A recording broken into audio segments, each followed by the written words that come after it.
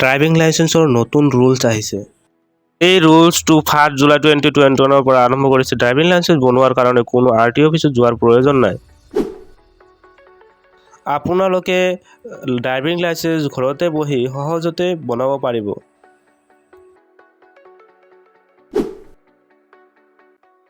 তো আপোনালোকে কেনেকৈ ড্ৰাইভিং লাইচেন্স বনাব, কেনেকৈ আপোনালোকে এপ্লাই কৰিব, ক'ত যায় আপোনালোকে এপ্লাই কৰিব, এই ভিডিঅ'টোৰ জৰিয়তে ক'ম। তো এই ভিডিঅ'ৰ জৰিয়তে আপোনালোকক ডিটেইলছত ক'ম যে আপোনালোকে শেষলৈ চাই থাকিব। তো আপোনালোকে গম পাই চাগে আজিকালি বহুত মানুহ গাড়ী এক্সিডেণ্ট হৈ মৰি আছে।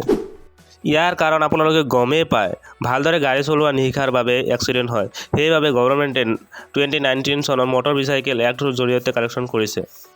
এই এক্টটোৰ জৰিয়তে চৰকাৰে মটৰ ট্ৰেইনিং স্কুল খুলিছে। ড্ৰাইভিং লাইচেন্সৰ বাবে চৰকাৰে নতুন নটিফাই ৰুলছ ঘোষণা কৰিছে। আপোনালোকে যদি এই নটিচটো চাবলৈ খোজে pib.gov.in চাৰ্চ কৰিব। ইয়াতে আপোনালোকে ভালদৰে চাব পাৰিব। তো আপোনালোকে ইয়াতে দেখিবলৈ পাইছে যে 1 জুলাই 2021 পৰা আৰম্ভ হৈছে। 1 নম্বৰ ৰুলছত কৈছে যে যোনে ড্ৰাইভিং লাইচেন্সৰ বাবে আবেদন কৰিব খোজে তেওঁলোকৰ গাড়ী বা বাইক থকা বাধ্যতামূলক, আৰু যাৰ কোনো গাড়ী বা বাইক নাই তেওঁলোকে এই নটিচ মতে তেওঁলোকে আবেদন কৰিব নোৱাৰিব।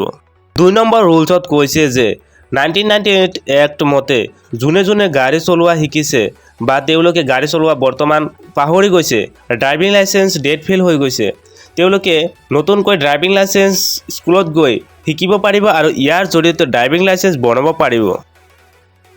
3 নম্বৰ ৰুলছ মতে ইয়াতে কৈছে যে যদি একবাৰ ড্ৰাইভিং লাইচেন্স স্কুলৰ পৰা ট্ৰেইনিং লৈ পাছ কৰে তেন্তে কোনো RTO অফিচত যায় এডিশ্যনেল এক্সাম দিয়াৰ প্ৰয়োজন নাই, আৰু এই ট্ৰেইনিঙৰ জৰিয়তে চাৰ্টিফিকেট দিয়া হ'ব আৰু কোনো আদাৰ টেষ্টও লোৱা নহ'ব।